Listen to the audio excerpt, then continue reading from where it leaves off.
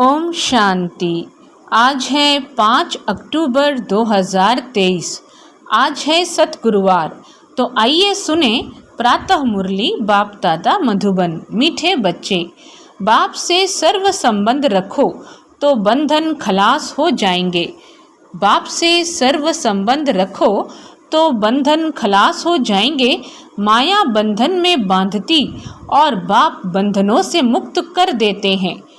आज का प्रश्न, निर्बंधन किसे कहा जाता है? निर्बंधन बनने का उपाय क्या है?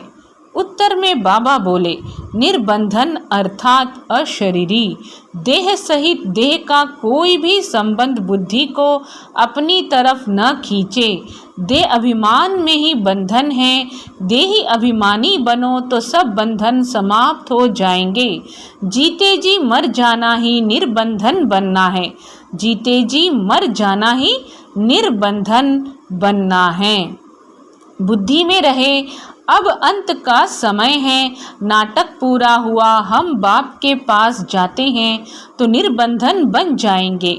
गीत है जिसका साथी है भगवान।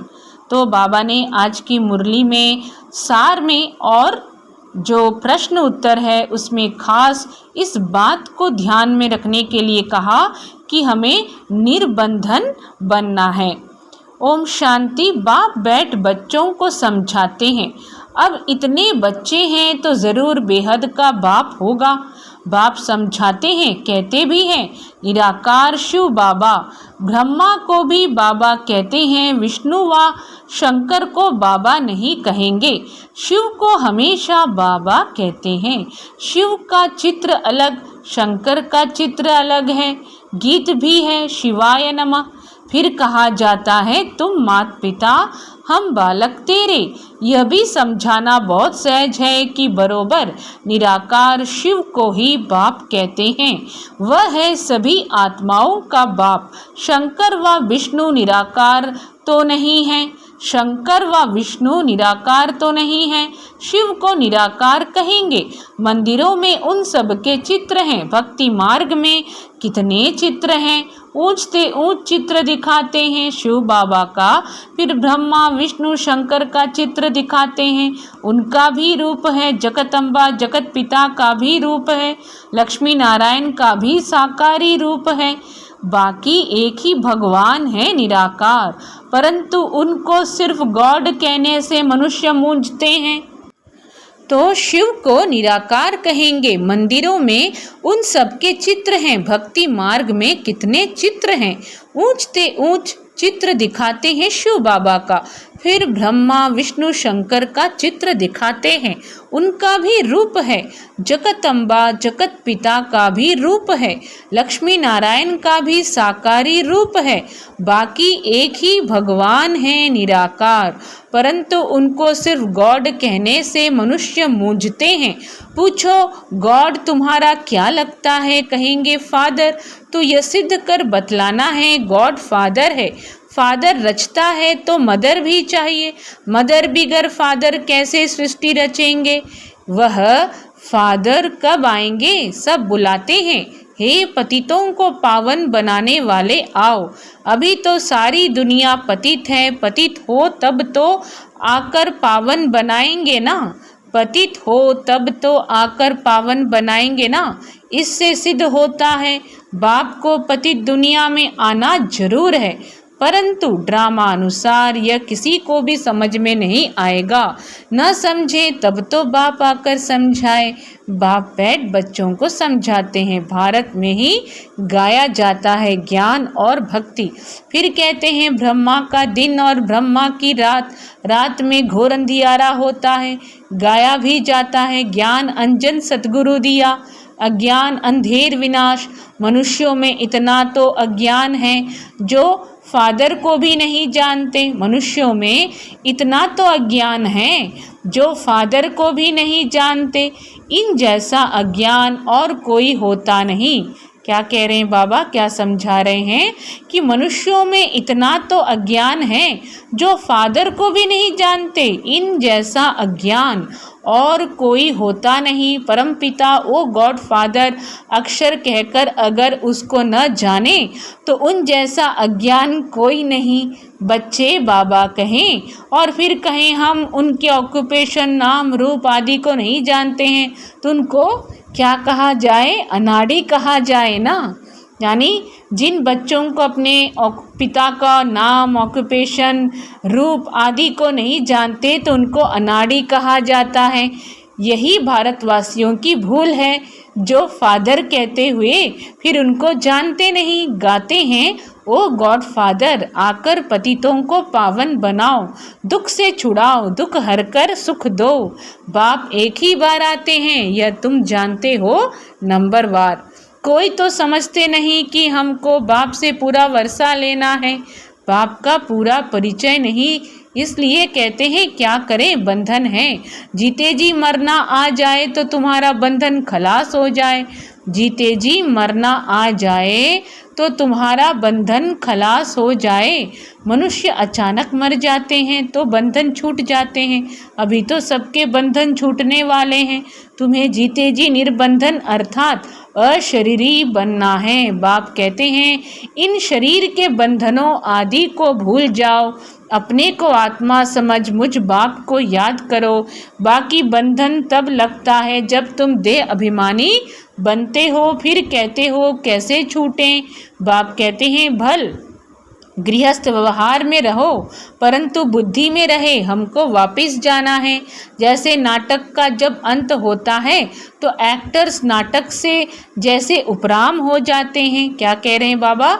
जैसे नाटक का जब अंत होता है तो एक्टर्स नाटक से जैसे उपराम हो जाते हैं, पाठ बजाते बजाते बुद्धि में रहता है। तो बाबा आज की मुरली में क्या समझा रहे हैं? यह समझा रहे हैं कि जैसे नाटक का जब अंत होता है तो एक्टर्स नाटक से जैसे उपराम हो जाते हैं, पाठ बजाते बजाते बुद्धि में रहता है। बाकी थोड़ा टाइम है, यह पाठ बजाकर फिर घर जाएंगे।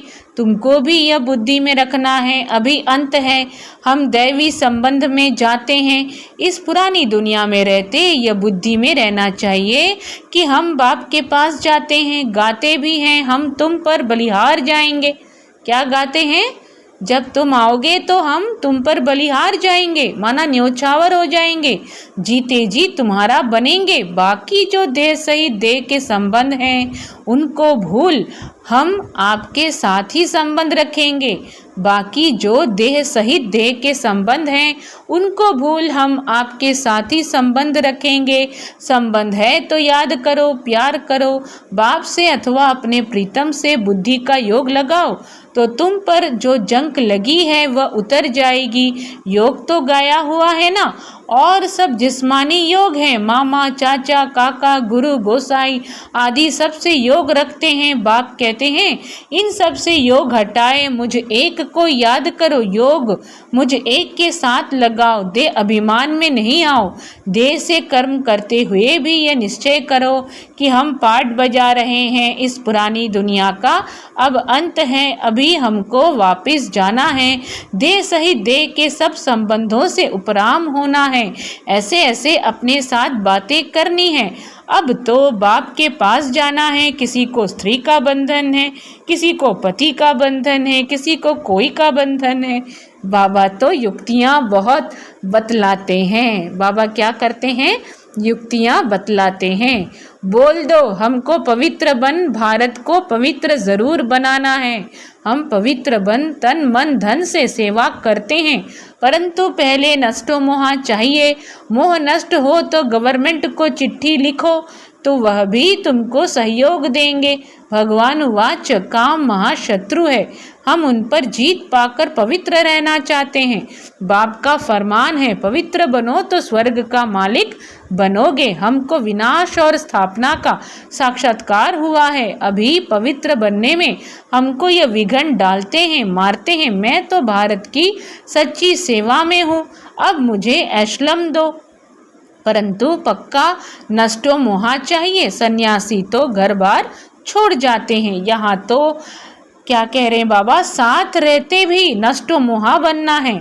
यहाँ तो साथ रहते नष्टो मोहा बनना है। सन्यासियों का मार्ग अलग है। मनुष्य कहते भी हैं कि गृहस्थ व्यवहार में रहते हमको ऐसा ज्ञान दो जो हम राजा जनक मुआफिक मुक्ति जीवन मुक्ति को पालें। वही तो अब तुमको मिलता है ना। बाबा कहते हैं मनुष्य कहते भी हैं कि गृहस्थ व्यवहार में रहते हमको ऐसा ज्ञान दो जो हम राजा जनक मुआफिक मुक्ति जीवन मुक्ति को पालें। वही तो अब तुमको मिलता है ना। बाबा कहते हैं यह मेरी वन्नी माना युगल है, इनके मुख से मैं प्रजा रचता हूँ। प्रजापिता ब्रह्मा के मुख द्वारा ही कहते हैं शिव बाबा तुमको कहते हैं तुम मेरे पोत्रे हो, या फिर कहते तुम मेरे बच्चे बन शिव बाबा के पोत्रे बनते हो। बहुत ही बाबा एक नई बात विचित्र बात आज की मुरली में सुना रहे हैं कि प्रजापिता ब्रह्मा के मुख द्वारा ही कहते हैं शिव बाबा तुमको कहते हैं तुम मेरे पोत्रे हो, या फिर कहते तुम मेरे बच्चे बन शिव बाबा के पोत्रे बनते हो।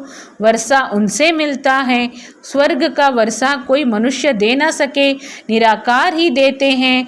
तो भक्ति अलग चीज़ है और ज्ञान अलग है। भक्ति में तो वेद शास्त्र पढ़ते, यज्ञ तप दान पुण्य आदि करते बहुत खर्चा होता है। यह है सारी भक्ति की सामग्री। भक्ति शुरू होती है द्वापर से। देवी देवता जब वाम मार्ग में आकर पतित बनते हैं तो फिर देवी देवता नाम कहला ना सके, क्योंकि देवताएं तो संपूर्ण निर्विकारी थे। वाम मार्ग में जाने से विकारी बन जाते हैं। वाम मार्ग में जाने से विकारी बन जाते हैं तो कहेंगे देवता धर्म वाले वाम मार्ग में आकर पतित बने हैं। पतित को देवता कह नहीं सकते, इसलिए फिर हिंदू नाम रखा है। वेदों शास्त्रों में आर्य नाम रख दिया है। आर्य नाम इस भारत खंड के लिए है। अभी यह अक्षर आया कहाँ से? सतयुग में तो आर्य अक्षर है नहीं। कहते भी हैं क्राइस्ट से 3000 वर्ष पहले भारत में देवी देवता बड़े समझदार थे। फिर वही देवता जब द्वापर में विकारी बनते हैं तो अनार्य कहा जाता है। एक ने आर्य कहा तो बस नाम चल पड़ता। जैसे एक ने कृष्ण भगवान वाच कहा अथवा लिखा तो बस वह मानने लग पड़ते। गाते भल हैं शिवाय नमः तुम मात पिता हम बालक तेरे, परंतु वह कैसे मात पिता बनते हैं, कब रचना रचते हैं, यह नहीं जानते। क्या कह रहे हैं बाबा कि गाते भल हैं शिवाय नमः तुम मात पिता, परंतु वह कैसे मात पिता बनते हैं, कब रचना रचते हैं, ये नहीं जानते। जरूर सृष्टि के आदि में रचते होंगे। अब सृष्टि का आदि किसको कहा जाए, सतयुग को या संगम युग को? सतयुग में तो बाप आते नहीं हैं। सतयुग आदि में तो आते हैं लक्ष्मी नारायण। उन्हों को सतयुग का मालिक किसने बनाया? कलयुग में भी नहीं आते। वह है कल्प का संगम युग। यह क्या है? यह है कल्प का संगम युग। बाप कहते हैं मैं हर कल्प के संगम युगे आता हूँ, जबकि सब आत्माएं पतित बन जाती हैं अथवा सृष्टि पुरानी हो जाती हैं।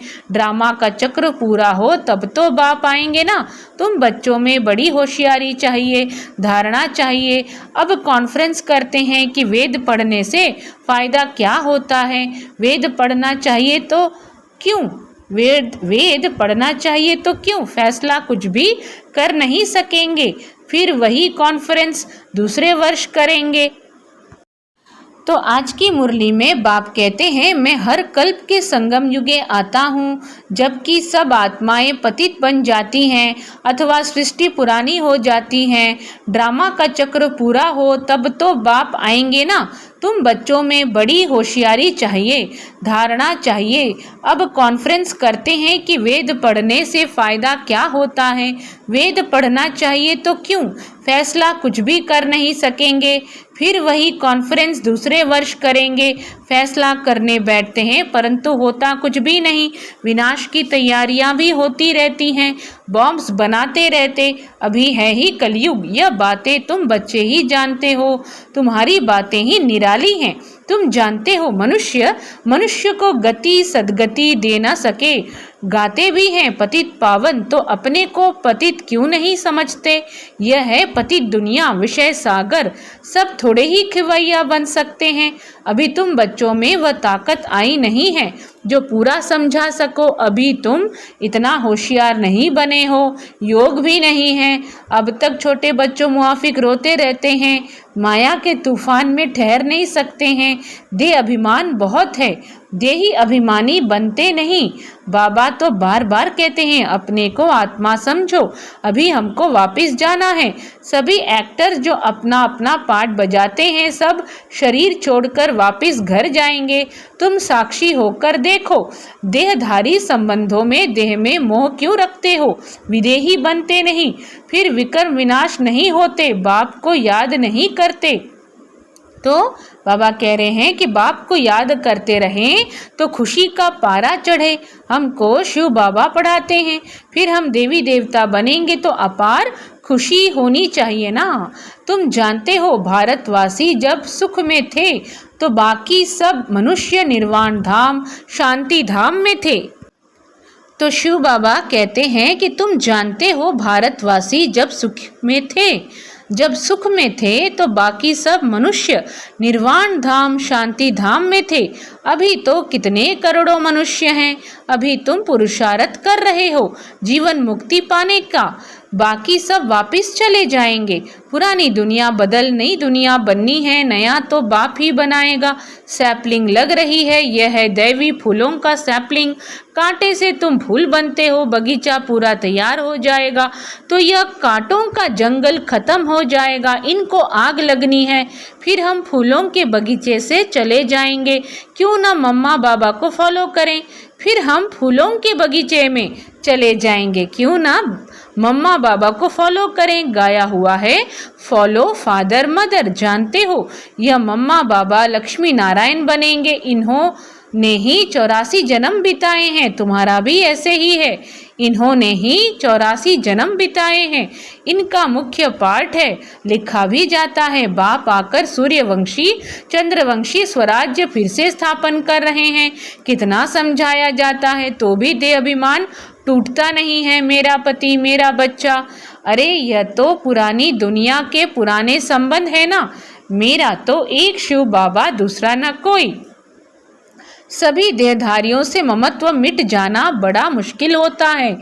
बाप समझ जाते हैं इनका ममत्व मिटना मुश्किल दिखता है। शक्ल ही ऐसे देखने में आती है। कुमारियाँ अच्छी मददगार बनती हैं। अच्छा मीठे मीठे सिखी लधे बच्चों प्रति माता पिता बाप दादा का याद प्यार और गुड मॉर्निंग। रूहानी बाप की रूहानी बच्चों को नमस्ते। हम रूहानी बच्चों की रूहानी माता पिता बाप दादा को याद प्यार गुड मॉर्निंग नमस्ते नमस्ते ओम शांति। आज की धारणा के लिए मुख्य सार, देह सहित सबसे मोह निकाल विदेही बनने का पूरा पुरुषार्थ करना है। हर एक्टर का पार्ट साक्षी हो देखना है, बंधन मुक्त बनना है, इस पुरानी दुनिया से उपराम होना है। अपने आप से बातें करनी है कि हमें तो अब वापस जाना है, अब पुरानी दुनिया के अंत का समय है।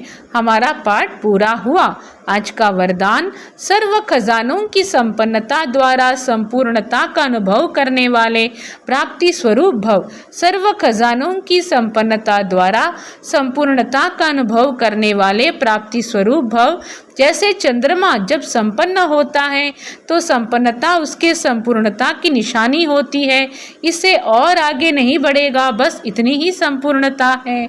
जरा भी किनारी कम नहीं होती है, इससे और आगे नहीं बढ़ेगा, बस इतनी ही संपूर्णता है। जरा भी किनारी कम नहीं होती है। ऐसे आप बच्चे जब ज्ञान, योग, धारणा और सेवा अर्थात सभी खजानों से संपन्न होते हो तो इस संपन्नता को ही संपूर्णता कहा जाता है। ऐसी संपन्न आत्माएं प्राप्ति स्वरूप होने के कारण स्थिति में भी सदा समीप रहती हैं। स्लोगन है, दिव्य बुद्धि द्वारा सर्व सिद्धियों को प्राप्त करना ही सिद्धि स्वरूप बनना है। दिव्य बुद्धि द्वारा सर्व सिद्धियों को प्राप्त करना ही सिद्धि स्वरूप बनना है। अच्छा, सभी को ओम शांति।